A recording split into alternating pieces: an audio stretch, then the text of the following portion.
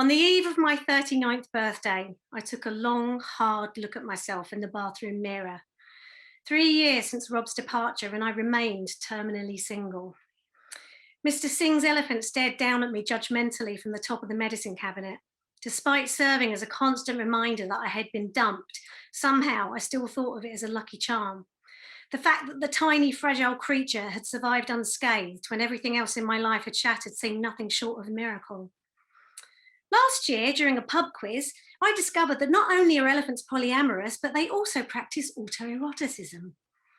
If only Mr. Singh had given me a swan instead, or a gibbon, or a black vulture. I looked at my foggy reflection, wiping the steam away and immediately regretting it as my face, as it really was, zoomed back into focus. I took a deep breath. What if there was something in Mum's books after all? Maybe all I needed to do was believe, like Dorothy in The Wizard of Oz. Just click my stilettos together and repeat the mantra 3 times. By my 40th birthday, I will be pregnant and married. By my 40th birthday, I will be pregnant and married. By my 40th birthday, I will be pregnant and married. What could possibly go wrong? I asked that night to the small but vital group of friends who had gathered in my local pub to help me usher in the last year of my 30s. Bilal and Benjamin, who had been a couple since the dawn of time, looked at me sympathetically. Well done you, said Bill. Really? He paused while he searched for an appropriate word. Proactive? How exactly do you plan to pull it off? Asked Ben a little doubtfully. I'll just Google what I want, order it and have it delivered, otherwise known as internet dating. Jojo looked delighted and clapped her hands. Finally, welcome to the party. I looked at her incredulously. You're internet dating? She shrugged. Of course, everybody's doing it. How else do you meet anyone these days? Could it really be true that Jojo, face and body of a supermodel, heart of a Nobel Peace Prize winner, was trawling online for men? Every day I sat next to people on the bus, swiping left and right like their lives depended on it. But they were mere mortals. If Jojo had to resort to online dating to find love and was still single, what hope was there for me?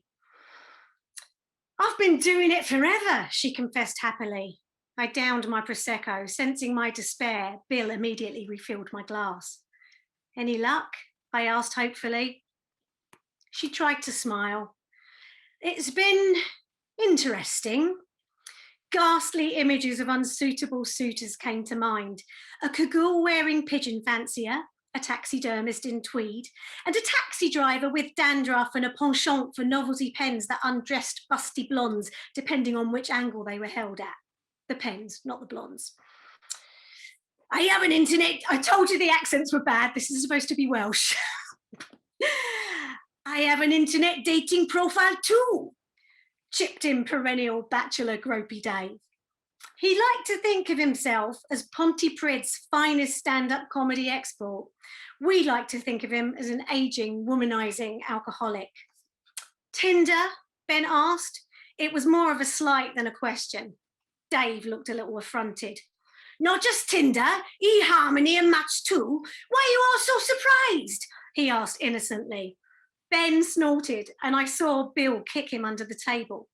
Jojo forced a smile, but even she was struggling with the concept of Gropey Dave staying sober long enough to write a heartfelt dating profile. There go my conjugal dreams up in smoke, I sighed. Proof perfect that the internet is full of sex-obsessed weirdos. That's a bit unfair, Dave replied, sounding genuinely but unjustifiably hurt. Okay, why did you join a dating site? I asked. He shifted uncomfortably. To look for girls. And what did you do or intend to do with these girls? I asked. Dave looked sheepish.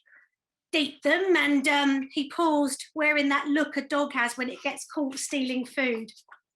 And shag? I suggested.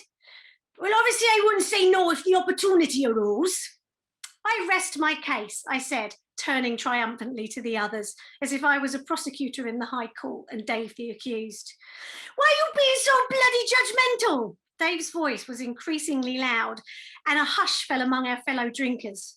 Shagging's not a crime, is it? Why can't I be interested in shagging and love? I saw several women who were obviously on dates now looking with suspicious intensity at their partners. Ben folded his arms. It's like I've always said, women flock to the internet looking for relationships and men treat it like a giant knocking shop, two entirely different agendas. Dave raised his eyebrows. Oh, and what would you know about it? Ben's nostrils flared.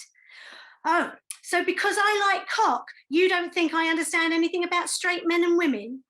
I tried to lighten the mood. Oh, you don't need to fight over my vagina, boys. There's more than enough to go round. Ben winced as if something unsavoury had been shoved under his nose.